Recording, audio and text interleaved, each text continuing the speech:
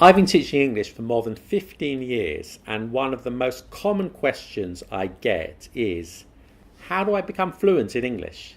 Now, that's an interesting question, and yes, I do have the answer. So today, I've chosen 8 things that you can start doing right now that will make a spectacular improvement to your English level.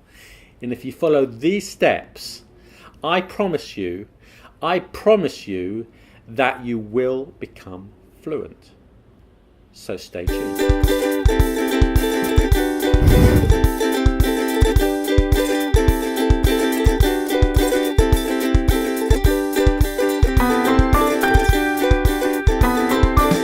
Hello and welcome to Let Them Talk. And today we're going to talk about how to become fluent in English. And I'm going to start by saying what you don't need, okay? Firstly, you don't need to be young.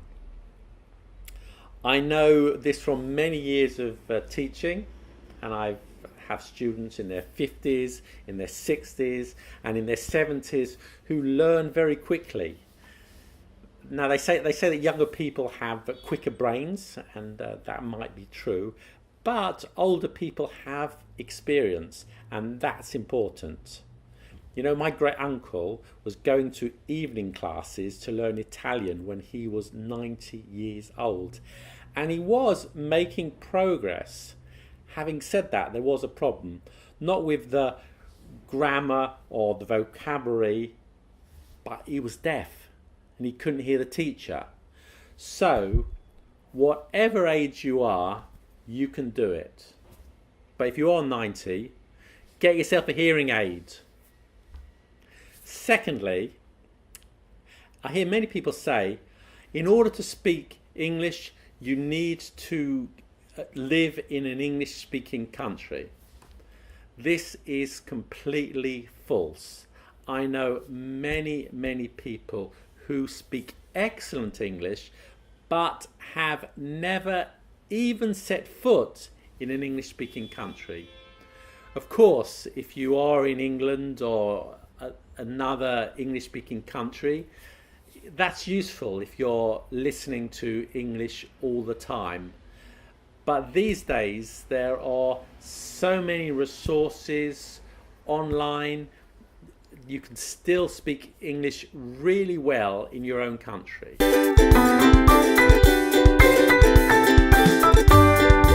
Far and away the most important thing is motivation. If you're motivated and you do the necessary work, then that's all you need. Let me ask you a question. Imagine you live in Bogota, unless you live in Bogota, in which case you don't need to imagine. And you're learning English and you're passionate about English and you spend all your free time learning and studying, or you go to Toronto but you're not very motivated, you skip your class, you meet your friends, you take some selfies, you watch TV. Where are you going to learn English quicker? Yes, Bogota, of course. So it doesn't matter where you are in the world. If you're motivated, you will learn. End of story. Okay? And if you're not motivated, you won't learn. So my first tip is find the passion, love English, love learning, and it will become a piece of cake, and you will succeed. Okay? Don't tell me you don't have the time, because if you love doing something, you'll find the time. Now my next tip is reading. I can't stress how important reading is. You know, when I have a new student in the class, within a few minutes of talking with them, I know if they read a lot in English. It's clear from the vocabulary they use and the expressions they use. So, find a subject that interests you and read. It doesn't matter if it's a book, a magazine, or something on the web. Just read every day. and make sure it's something just a little bit too difficult for you, so you get that challenge, but not so difficult that you give up after 5 minutes. Okay, so that's my tip. Read. So my next tip is find a good language school or a good teacher. Of course, you can learn English without going to school, without a teacher, but a good school or teacher can really help in so many ways and make a huge difference. You wouldn't try to become a tennis champion without a coach, would you? And it's the same with English.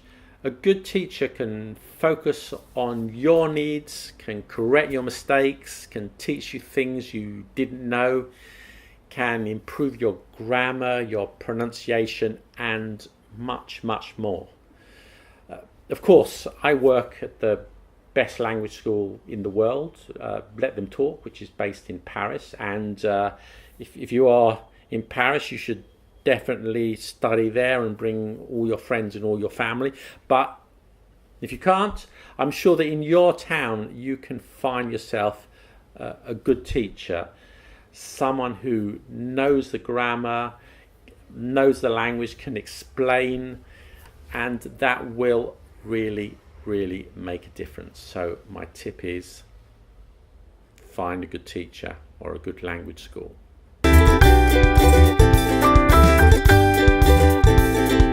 So my next tip is write. So this is a story I often see. Somebody speaks quite confidently and quite fluently in English, but then one day you see his or her written English and it's a disaster. It's like it was written by a child of 5. Okay, so writing is quite a different skill to speaking. And I'm sure it's the same in your language. The vocabulary and the expressions you use in writing are not exactly the same as when you speak. So you need to write. It'll challenge you. It'll get you to think about the words and the construction of the sentences. And not only will it be beneficial to your written English, but it'll help when speaking too. So write something every day, and don't just write things that you already know. Challenge yourself. Even if you're writing an email, sit down, reflect, choose your words carefully, maybe write some nice expressions that you've learnt.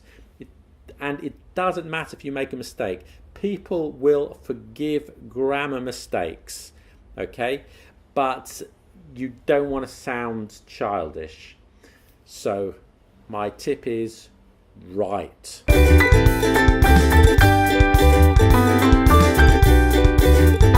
So my next point is listening. This point is quite easy, so I'm not going to talk too much about it, but listen to the radio, watch TV shows in the original language without subtitles or with English subtitles if you must. Listen to something like TED Talks. That's a great resource at TED.com. Whatever.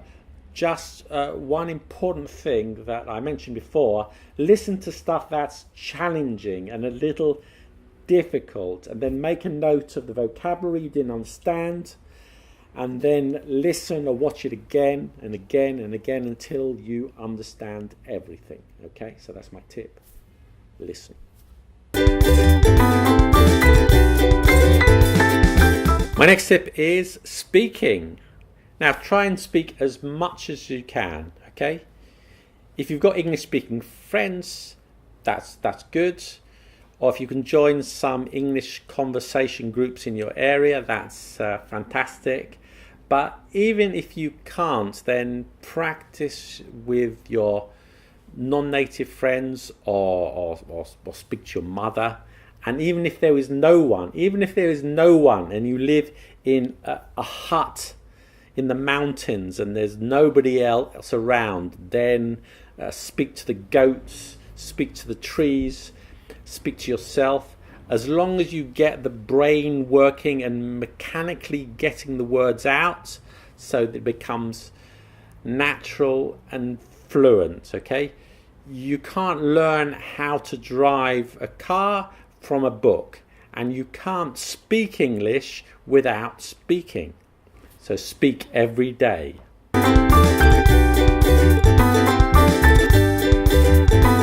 My next tip is get a good dictionary and use it. Whenever you come across a new word, a word that you don't know, look it up. Doesn't matter if it's online or a physical dictionary. Find out the meaning, find some examples, look up the etymology, and then use it in conversation or in writing. That way you'll remember it, okay? So, and it will boost your vocabulary. So here's a word, discombobulate. There you are, that's a challenge for you. If you don't know what it means, look it up, write an example of it in the comments, or use it with your friends. So have realistic goals.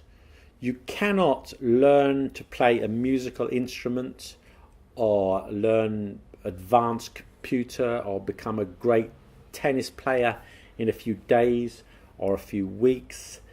And it's the same with learning a language. Any complex task takes time, takes effort, takes hard work. So don't be unrealistic with your goals. Don't look into the future and say, in 6 months I want to be fluent in English.